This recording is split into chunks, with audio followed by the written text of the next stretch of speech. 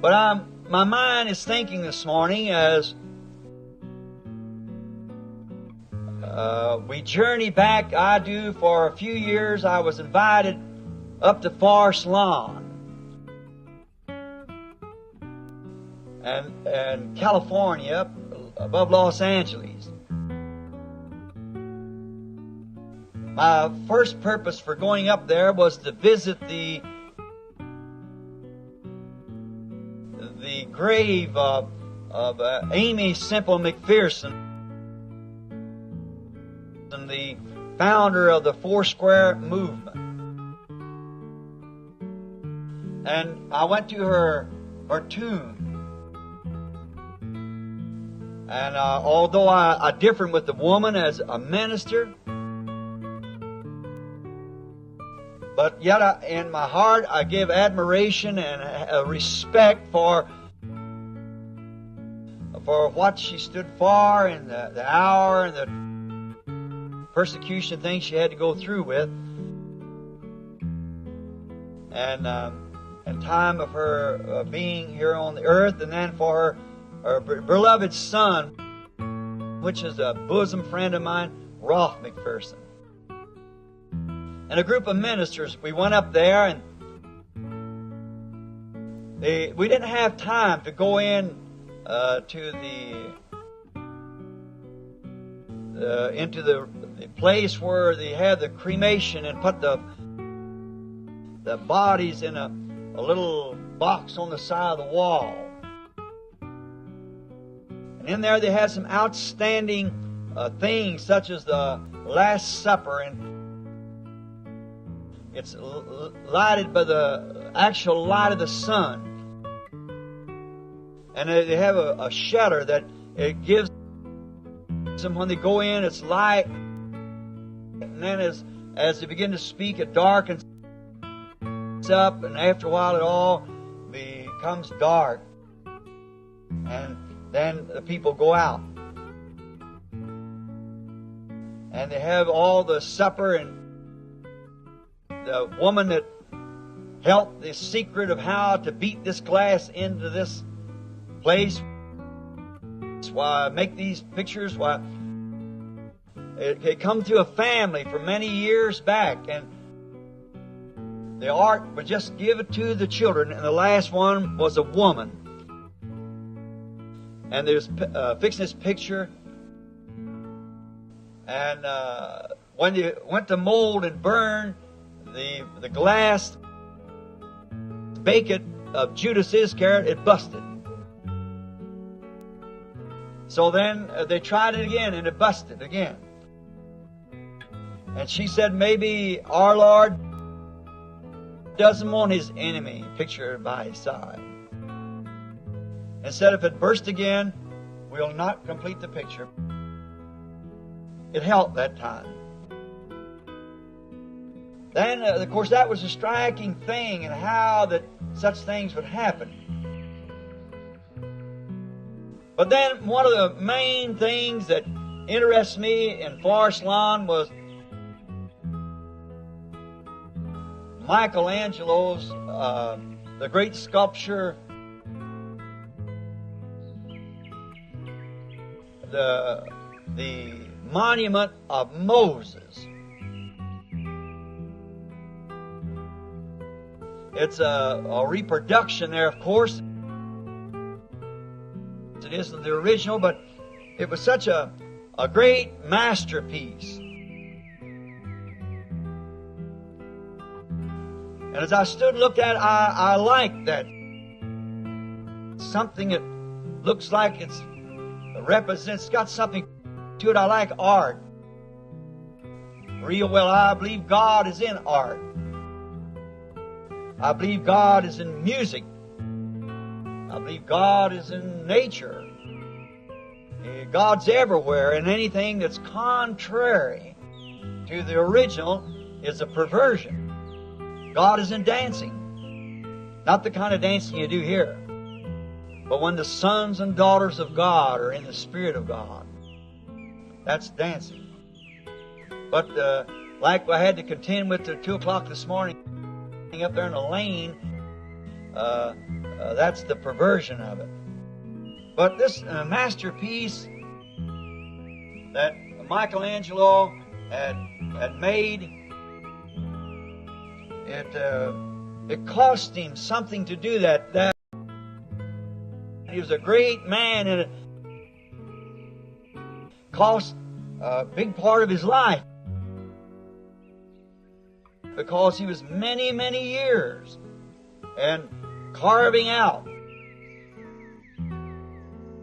Just take a rock and a marble and keep carving it. And to see only the man, the sculptor himself, has in his mind what he's trying to do. He's the one. You might walk up and say to him, what are you pecking on that rock for? To the outsider who doesn't know what's in his heart, it's nonsense. But the man, the sculptor himself, he's got a vision in his mind, what he's trying to make. And he's trying to reproduce what he has on his mind in the form of a monument. That's the reason he's digging it out of the rocks. And this to do, you have to start off right at the beginning. And you have to follow the pattern. See, you can't get a little piece, start off, we'll make it this way. No, I believe. No, he's got to have an exact pattern. And in his mind, he's got that pattern, and he cannot vary from that pattern. Now, in order to do this, he had to draw in his mind, because we have no real pictures of Moses. But he had to get a mental picture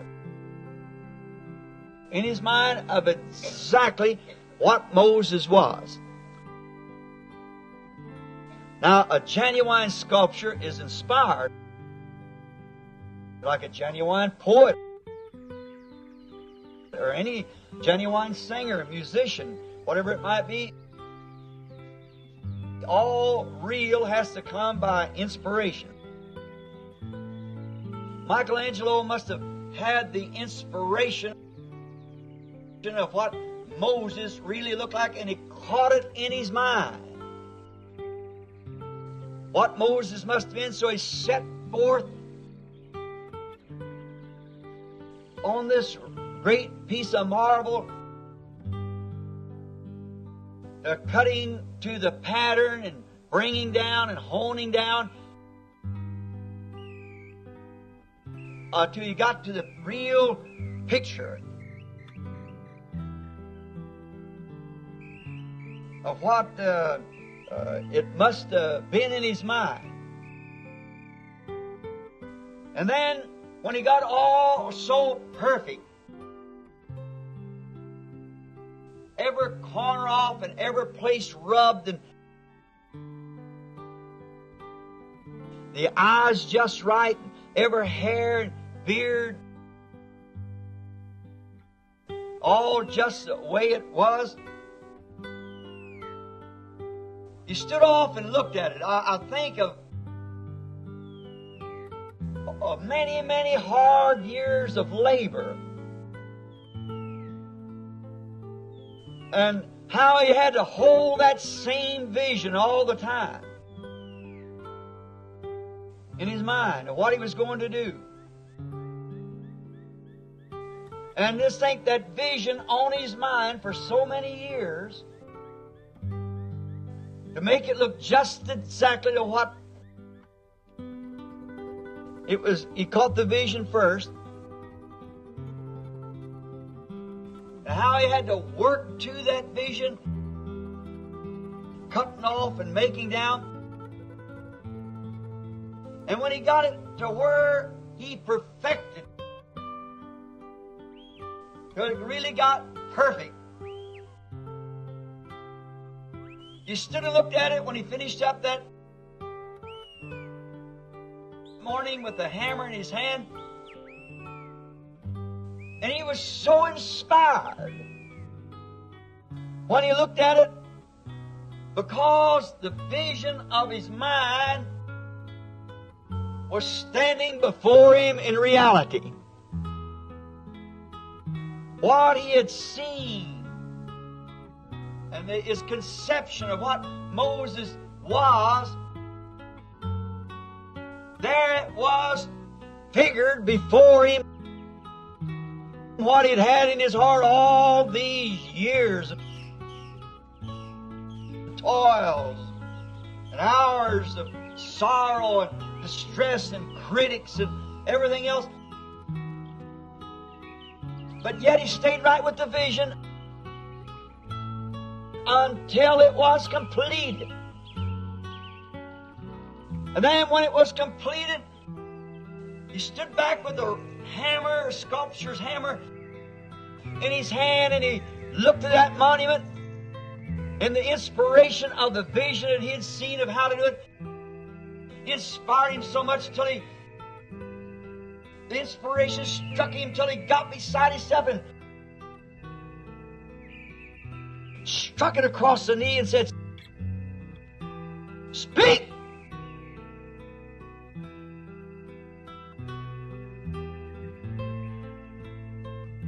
Now, there's a flaw on that great image. On the knee, on the right knee, just above the knee, about 6 inches, is a place. I put my hand on it. About that deep. After he had spent all that time, for years and years to make this, then under the influence of seeing fulfilled what he had seen in his heart, in his vision, and desired to see, it was completed. And when it was completed, he was so inspired by it till he thought his own masterpiece should speak back to him. And he struck it across the leg and hollered, "Speak!" And it made a flaw on it. It put a flaw on the image. To me, the flaw was what made it the masterpiece. Now, maybe to the mind that might think different, you think that spoiled it. No, to me, it made it what it was. Because of after so many years of careful work and toils and inspiration and so forth of making it, his toil had proved not in vain. It was perfect, and that's why he cried out, "Speak." Because he had seen before him that he had been able to achieve, to bring to pass the vision that was in his mind. And therefore, under inspiration, he'd done something out of the reason, out of the ordinary. He struck it and hollered, "Speak!" See, he wouldn't have done that if he'd have thought. But he didn't think. It was inspiration of seeing what he had in his mind, sitting there perfectly before him. His toils and wearies and long nights and housed away from the world for days, to maybe eat a sandwich and rub on it and get back. And no, that's just not the way it was. It's got to come down to this. And rubbing, and then when he saw it just perfect, then he saw in reality the negative of what was in his mind had become real. It become positive. Therefore it sprung into him. It was so real that he must cry out, "Speak!" To me, it was a reflection. It was a compliment to his work. That his own work so inspired him that he would become beside himself to smite it and say, "Speak." I stood there and looked at the monument. I thought of the hours that the man must have put in making it. He said how many years it was. But it was a reflection to him because it was a contribution to his great art, his great work of what he was doing. And when he finally was able to achieve it, it was so great.